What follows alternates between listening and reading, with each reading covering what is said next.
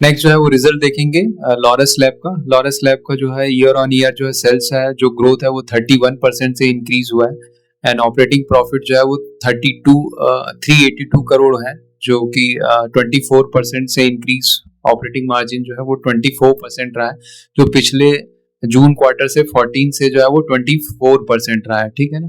Total net profit जो है वो 162 करोड़ रहा है, which is increase in the 13। तो बेसिकली जो है वो इनका जो है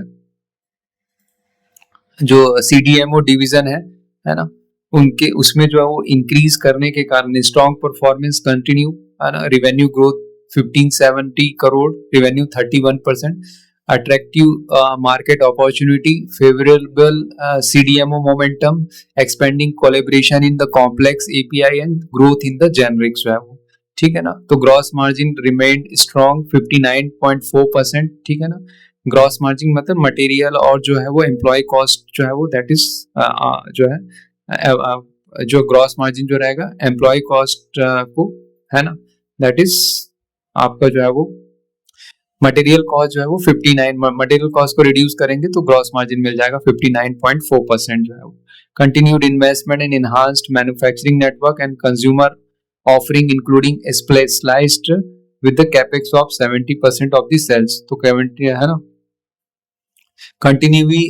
Continuing recovery in the asset turn, expanded gross margin since the significant CDMO जो है वो प्रोजेक्ट डिलीवरीज जो है वो, ठीक है ना। Gross margin healthy during the project जो है ऑन गोइंग जो है वो 85% of growth capex across CDMO portfolio, ठीक है ना। तो ये हो चुका है। Q1 कैपेक्स जो है reported 265 crore, 17% of the revenue जो है वो। टोटल जो है वो कैपेक्स जो है FY 22-26 में 3400 का जो है वो किया है इन लोगों ने। तो API CDMO में जो है वो 77% का है एंड ड्रग प्रोडक्ट में जो है वो 23 का जो है वो। तो फेस वाइज जो है वो रैंप अप कितने हो गए हैं वो 33%, ऑपरेशनल जो है वो 59 and on going capex is 8% जो है वो, ठीक है ना। So strong performance by the, है ना, जो है वो 1570 which is 31% year on year. Gross margin जो है वो 55% रहा है, ठीक है ना। एंड EBITDA जो है वो 171 में, जो नेट प्रॉफिट जो रहा है वो 163 करोड़ रहा है, ठीक है ना। EBITDA जो है वो 163 करोड़ रहा है, ठीक है ना। तो robust performance increase 31 primarily driven by robust CDMO performance जो है वो, है ना। And while growth in the formulation is offset by the lower API business. तो API बिजनेस इनका जो है वो लोअर वर्क हो रहा है, तो पर वो जो है जेनरिक FDF में जो है वो इंक्रीज हुआ है ग्रोथ जो है, तो उसके कारण जो है वो ये जो है वो सिग्निफिकेंट जो है वो ग्रोथ आया है। स्ट्रॉन्ग परफॉर्मेंस जो है वो they are seeing in the CDMO pipeline and they are having a lot of capex in the CDMO, almost 77% of their capex from the 3400 crore जो है वो CDMO डिवीजन में ही हो रहा है इनका जो है, ठीक है। नेक्स्ट जो है वो देखते हैं वो अनंत राज डेटा सेंटर एंड जो है वो, है ना। सो अनंत राज का जो है वो सेल जो है क्वार्टरली जो है वो 25% से इंक्रीज होके आया हुआ है एंड ऑपरेटिंग प्रॉफिट जो है वो 151 करोड़ विच इज हाईएस्ट, है ना। चार्ट में देख सकते हैं काफी जो है वो स्टेज 2 में चल रहा है ये, है ना, ठीक है। एंड स्टेज 2 में चल रहा है ना।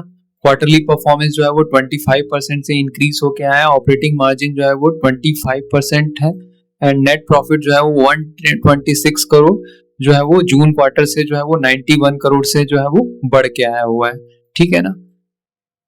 सो बेसिकली जो है वो अनंत राज जो है वो दैट ये जो है वो इट इज प्राइमरी एंगेज क्या है, development and construction of IT parks, hospitality project, SEZ office complex, है ना, shopping mall, residential project in state of Delhi, Haryana and Andhra Pradesh, Rajasthan और NCR, है ना। तो इनका जो प्रोडक्ट पोर्टफोलियो है, company operates in the real estate development, construction infrastructure, ठीक है ना, आईटी पार्क, होटल, इन सब में काम करती है। रियल एस्टेट 96% है, रेंटल सर्विसेज जो है वो 4% है।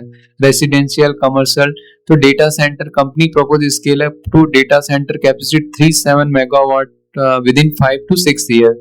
As a Q3 25 it is developing 15 megawatt इन मानेसर। तो ये जो है वो काफी जो है वो डेटा सेंटर में भी जो है वो वर्क कर रहे हैं।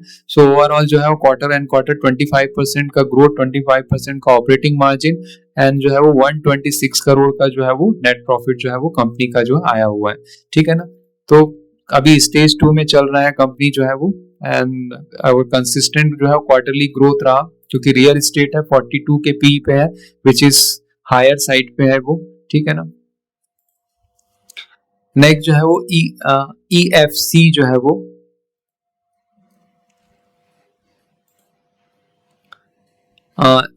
ऑफिस स्पेस लीजिंग का जो है ये बिजनेस है। इनका जो है क्वार्टरली सेल्स देख सकते हैं कि जो है वो 115 से इंक्रीज किया हुआ है।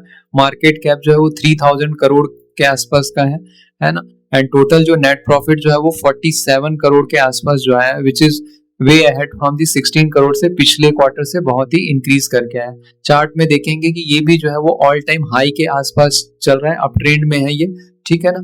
एंड इसका जो है वो मेन जो है बिजनेस जो है वो बिजनेस सेगमेंट देख सकते हैं कि जो है managed office business 62%, office interior designing 35% का है, फर्नीचर बिजनेस 11% का है, ठीक है ना।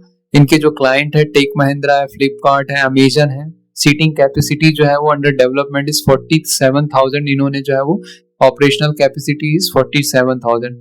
तो जो है कैपेसिटी इंक्रीज कर रहे हैं 3 लाख स्क्वायर फीट का जो है, ठीक है ना। सो ओवरऑल जो है एक बहुत अच्छा परफॉर्मेंस है, ऑल टाइम हाई के पास चल रहा है ना। क्वार्टर एंड क्वार्टर जो है वो जो ग्रोथ है वो ऑफिस लीज का जो है वो बहुत ही अच्छा चल रहा है इसका जो है, ठीक है ना।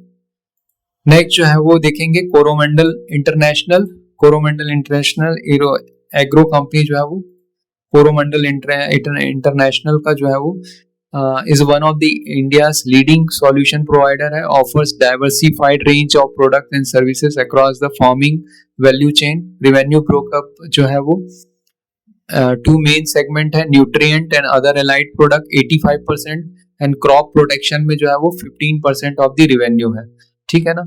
तो company sells various types of phosphatic fertilizer in domestic market और 40% शेयर है in the unique grade fertilizer sales in India. Second largest phosphatic seller in India है। It has a leading position in the state of Andhra Pradesh, Telangana, ठीक है ना। And largest complex fertiliser market है। Crop protection में जो है 60 brand है इनके पास। Third largest manufacturer of the mancozeb, globally export accounted 37%। तो बायोलॉजिकल बिजनेस में जो है वो reach product pipeline with research in the leading manufacturer of the HRD chain in the world with 65% export share है। Export to USA, Canada and Europe जो है। तो crop nutrition business जो है इनका जो है 89% है। फर्टिलाइजर जो है वो दैट इज फर्टिलाइजर है, स्पेशलिटी न्यूट्रिएंट है, ऑर्गेनिक फर्टिलाइजर है, नैनो प्रोडक्ट है। दूसरा जो है क्रॉप प्रोटेक्शन जो है वो 11% है। तो कोरोमंडल जो है बेसिकली क्रॉप न्यूट्रिएंट का जो है मेन बिजनेस है इनका। तो क्वार्टरली परफॉर्मेंस देखते हैं। सेल जो है इंक्रीज हुआ है 48% हुआ है, क्योंकि ये जून जुलाई वाला सीजन ही होता है जो क्रॉप यील्ड करने का, तो उसमें जो है वो काफी जो है वो ग्रोथ आया हुआ है, ठीक है ना। तो नेट प्रॉफिट ऑपरेटिंग मार्जिन भी जो है 6 से जो है वो 10 से जो है वो 11% रहा है। नेट प्रॉफिट जो है वो 309 से बढ़ के जो है वो दैट इज 502 रहता है। तो ये सीजन थोड़ा सा इनका जो है ऑफ रहता है, लेकिन इसमें भी इन्होंने बहुत अच्छा परफॉर्मेंस किया है। तो इसके कारण जो है वो, क्योंकि इनका जो सितंबर सीजन है वो सबसे स्ट्रॉन्ग सीजन रहता है, लेकिन इस सीजन में जो है इतना अच्छा परफॉर्मेंस दिया है। एंड देख सकते हैं कि जो है चार्ट में जो है वो अप ट्रेंड में है, ऑल टाइम हाई पे कोट कर रहा है, ठीक है ना। एंड 38 के पी पे अवेलेबल है, 70,000 का मार्केट शेयर है, ठीक है ना। तो देख सकते हैं इसका जो है प्रोडक्ट सेगमेंट में भी देख सकते हैं ग्रोथ जो है वो न्यूट्रिएंट वाले सेगमेंट जिसके में 89% का है, उसमें 51% का ग्रोथ है। क्रॉप प्रोटेक्शन जिसमें जो है 11% का मार्केट है इनका बिजनेस है, उसमें जो है वो 31% का जो है वो ग्रोथ है, ठीक है। तो नेक्स्ट देखते हैं home first finance. Home first finance का जो है क्वार्टरली जो है रिजल्ट आया है, दैट इज रेवेन्यू जो है 454 34% से जो है इंक्रीज करा के आया हुआ है, एंड टोटल जो है वो नेट प्रॉफिट जो है वो 19 जो है वो 119 जो है कंटिन्यूअसली इंक्रीजिंग, 92 97 88, है ना। तो ये क्वार्टर बाय क्वार्टर जो है अभी तक जो है जून 22 से जो है ऐसा कोई क्वार्टर नहीं हुआ है जिसमें जो है इसका प्रॉफिट जो है वो ग्रो नहीं किया है, ठीक है ना। तो कंटिन्यूअसली इट इज इंक्रीजिंग, देख सकते हैं ऑल टाइम हाई पे चल रहा था ये, ठीक है ना। अभी थोड़ा सा करेक्शन आया है बट इट इज, ठीक है ना, क्वार्टरली जो है वो वेरी गुड परफॉर्मेंस, ठीक है ना, by the home first finance जो है वो, ठीक है ना। तो बेसिकली ये जो है वो company offer home loan within 48 hours sanction and hassle free process. तो टेक बेस्ड कंपनी है, home technology driven provider of affordable housing finance catering to the first time home buyer to low to middle segment में जो है वो, है ना। तो इनका जो है वो देखते हैं कि AUM कितना है, टोटल जो है वो 1,34,78 जो है वो, है ना, 0.7 का जो है वो इनका जो है AUM जो है वो 1,34,787 मिलियन का जो है वो AUM है ना, ठीक है। टोटल जो है वो डिसबर्समेंट जो है वो 12,435 मिलियन का जो है वो डिसबर्समेंट किया है, 7% जो है इनके, है ना। टोटल रिटर्न ऑन एसेट 7% है, प्रॉफिट आफ्टर टैक्स जो है वो 118 करोड़ का इनका जो है प्रॉफिट है, रिटर्न ऑन इक्विटी जो है ऑलमोस्ट जो है वो 15% है, ठीक है ना।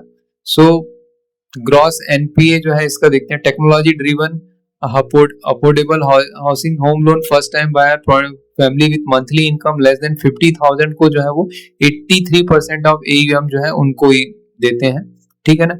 एवरेज टिकट साइज जो है वो 11 लाख के आसपास है इनका जो है ना, टिकट साइज ऑफ, ठीक है।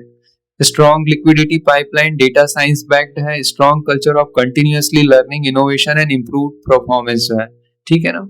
स्टेट 13 स्टेट में है, 142 डिस्ट्रिक्ट में टच पॉइंट है, ठीक है।